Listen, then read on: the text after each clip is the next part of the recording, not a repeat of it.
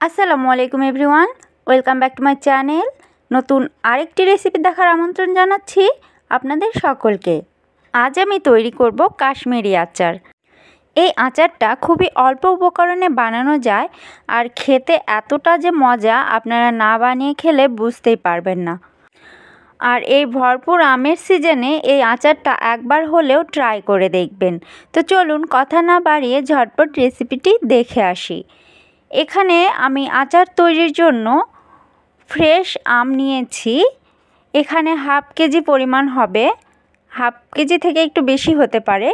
এই আমগুলোর খোসা ছাড়িয়ে নিয়েছি, এখন এগুলোকে কেটে নিব। দেখুন আমি এগুলো কিভাবে কেটে নিচ্ছি। এই আমগুলোর বিচিটা অনেকটাই শক্ত হয়ে গেছে, এটা কোনো সমস্যা নেই। এর ভেতর থেকে আমি এই বিচি বা আঠিগুলো বের করে নিচ্ছি। আর এখন এই আমগুলোকে এভাবে লম্বা লম্বা আকারে কেটে নিচ্ছি। আর এটা যদি খুব বেশি চিকন কাটা হয় তাহলে কিন্তু গলে যাবে, সেদিকে লক্ষ্য রাখতে হবে। এভাবে আমি সব আমগুলো কেটে নিব। এখানে আমার সব আমগুলো কেটে নেওয়া হয়ে গেছে। এখন আমি এগুলোকে পরিষ্কার পানিতে ধুয়ে নিব। আমগুলো ধুয়ে নিলে আমি যে পাত্রে রান্না করব ঠিক সে পাত্রে এগুলো নিয়ে নিব। আমি আলাদাভাবে কোনো বাটিতে রাখিনি, আমি এই ফ্রাই প্যানে রান্না করব, এজন্য আমি এটাতে আমগুলো নিয়ে নিচ্ছি। এখানে আমগুলো দিয়ে দেওয়ার পরে আমি এর মধ্যে দিয়ে দিব 1 কাপ চিনি। আমের পরিমাণ হাফ কেজি ছিল, এজন্য আমি 1 কাপ চিনি দিচ্ছি। 1 কেজি থাকলে 2 কাপ চিনি দিতে হবে, ঠিক এই পরিমাণেই চিনি দিয়ে দিতে হবে। আর আমগুলো কিন্তু বেশ মিষ্টি ছিল। চিনিগুলো এভাবে আমি দিয়ে দিচ্ছি আর দিয়ে এটাকে ঢেকে আমি রেখে দিব 2 ঘন্টার জন্য। এপাশে আমি আচারের মধ্যে মরিচ দিব, তো সে মরিচটা কেটে নিব। দেখুন আমি কিভাবে মরিচটা কেটে নিচ্ছি। এখানে আমি 4 পিস মরিচ নিয়েছি আর মরিচের সামনে আর পেছন পাশটা এভাবে করে কেটে নেব। কেটে নেওয়া হয়ে গেলে এর ভেতর থেকে বিচিগুলো বের করে দিব। দেখুন আমি কিভাবে করছি, এভাবে হাতের সাহায্যে ঘুরিয়ে ঘুরিয়ে বিচিগুলো বের করে দিয়েছি। এরপর মরিচগুলো একটি কেচির সাহায্যে এভাবে গোল গোল করে কেটে নিয়েছি। দেখুন কত সুন্দর লাগছে। এগুলোকে একপাশে রেখে দিব। আর আমি যে আমগুলো রেস্টে রেখেছিলাম, দেখুন পুরো চিনি গলে কত সুন্দর পানি হয়ে গেছে। আমি যে 2 ঘন্টা রেখেছিলাম এর মাঝে মাঝে আমি 2-3 বার নেড়ে দিয়েছিলাম। এখন আমি এটা ঢাকনা দিয়ে চুলার জালটা অন করে দিচ্ছি।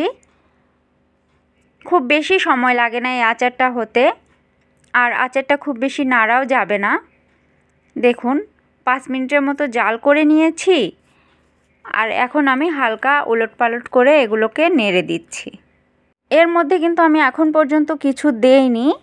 আর দেখুন আমগুলো অনেকটা সেদ্ধ হয়ে গেছে। এখন আমি এর মধ্যে দিয়ে দিব হাফ চামচ খাবার লবণ আর হাফ চামচ বিট লবণ। এরপর আমি দিয়ে দিচ্ছি ওই মরিচগুলো যে কেটে রেখেছিলাম ওগুলো এর মধ্যে দিয়ে দিচ্ছি।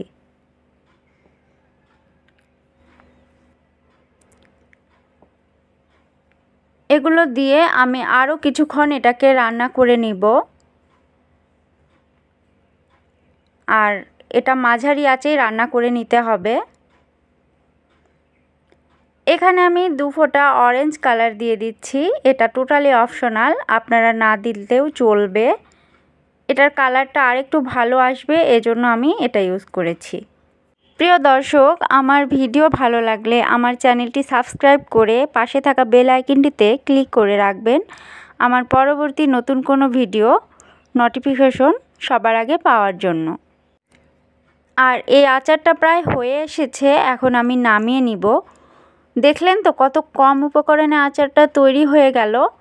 আপনারা এই আমের সিজনে অবশ্যই এটা ট্রাই করবেন একবার, আর কমেন্টে আমাকে জানাবেন কেমন হয়েছে।